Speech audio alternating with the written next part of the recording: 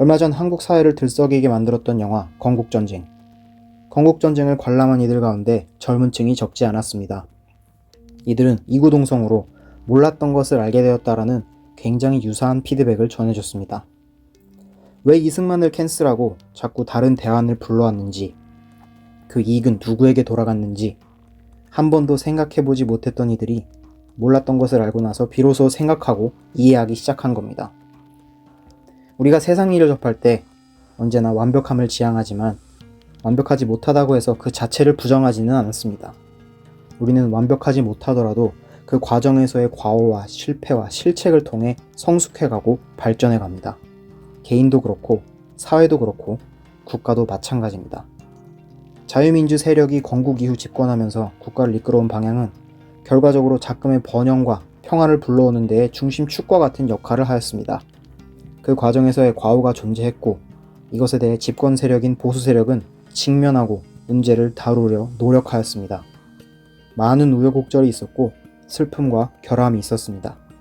일제 통치에서 벗어나 자유민주의 기치로 세워진 동양의 한 취약국가인 대한민국에서 사람을 죽이고 죽임을 당하는 첨예한 이념 갈등의 현장 속에서 국가가 완성되었고 외침까지 격퇴해냈습니다.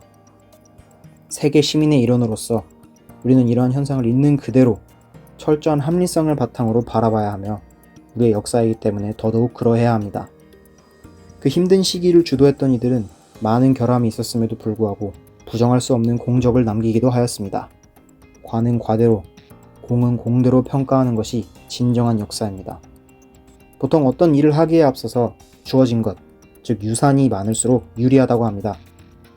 유산이 불법적으로 주어졌다면 우리는 그 불이함에 대해 분노하겠지만 정당한 방법으로 주어졌다면 우리는 그 노고를 인정합니다. 우리나라가 국가로서 물려받은 가장 큰 유산이 있다면 무엇일까요? 다름 아닌 자유입니다. 우리는 대한민국이 세워짐으로써 비로소 자유로운 시민이자 주권자가 되었습니다. 지금 우리가 누리는 번영과 평화는 그 자유가 확장되는 과정에서 열매를 맺은 것이므로 우리나라는 자유의 정신으로 세워졌다고 해도 과언이 아닐 것입니다. 그리고 그 당시 독립을 완수하려던 과정 속에서 치열한 투쟁을 끊어내고 자유를 목소리 높여 숭상하던 이들이 정권을 잡았고 그 상징이 이승만입니다. 이승만의 자유 독립 정신은 단순히 일본에 대한 것이 아니었습니다. 자유를 탄압하는 이들을 비토한 것이지 일본에 대한 인종주의로서 반일주의자가 된 것이 아니었습니다. 이 로직을 오늘날에 불러온다면 작금의 국제정세에서 자유를 탄압하는 이들은 과연 누구인지를 올바로 분별해내야 하겠습니다.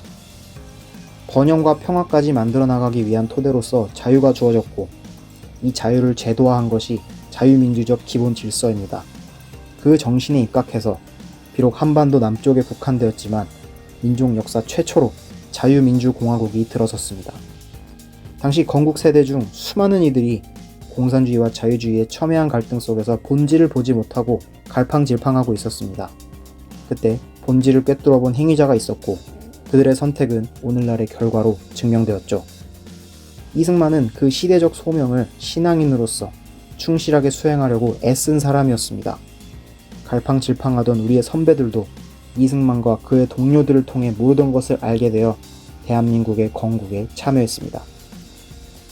그리고 그 이후의 과정은 완벽할 수 없었죠. 가정을 이룰 때도 창업을 할 때도 마찬가지겠지만 부족함과 과오가 있습니다.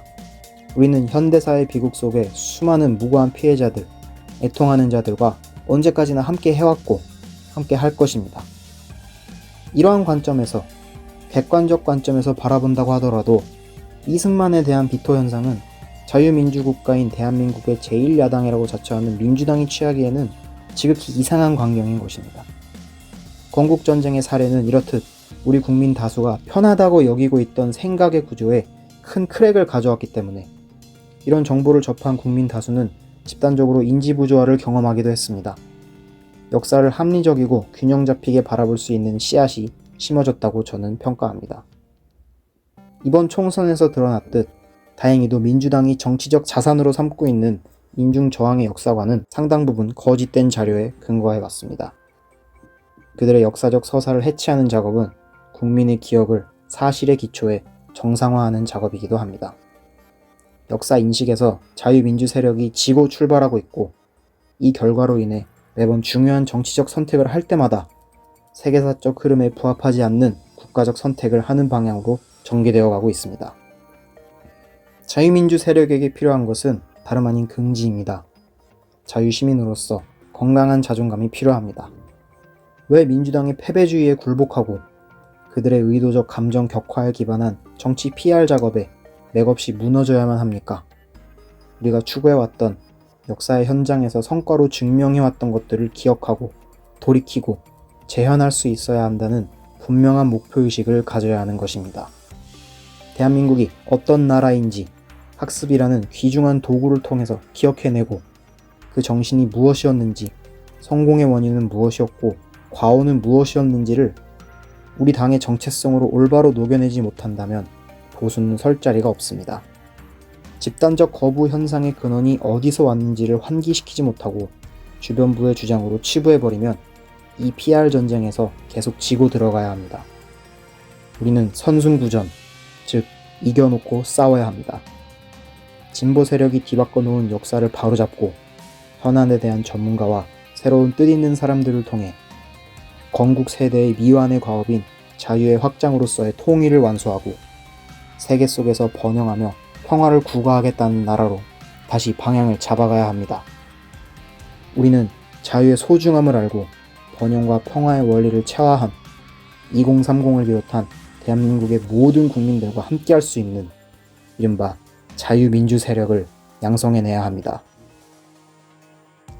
구독과 좋아요는 대한의 재도약을 위한 여정에 큰 힘이 됩니다.